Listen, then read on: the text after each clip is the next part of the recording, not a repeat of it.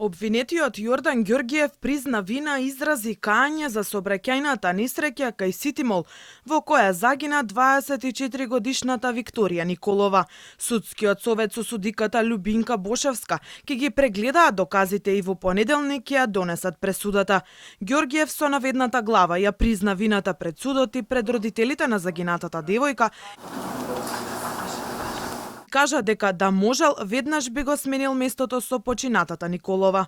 Сакам да изразам сочувство на семејството на покојната. Од тој ден немам ни еден миг раат. Многу сум вознемирен. Камо да можам да сменам нешто за тој ден. Доколку би можел, би го сменил местото.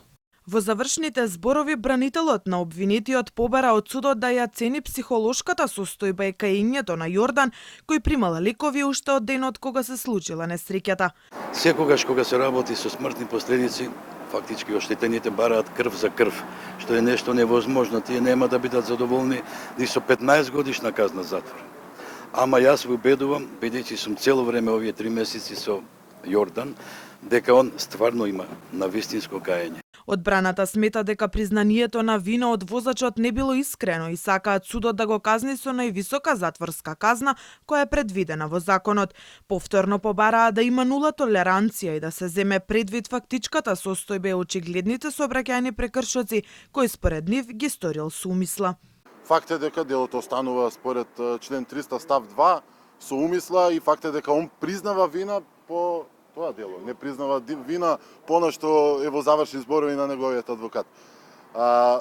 Делот во кој ние, односно јас преку законските застапници во име на веќе починатата Викторија, е тоа што каењето за жал во оваа држава е проформа и е кажано паушално.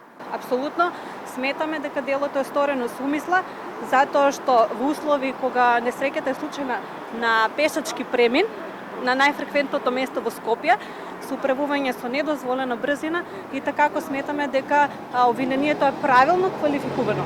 Сообраќајната незгода во која животот го загуби 24-годишната Викторија Николова се случи на 20 јануари годинава.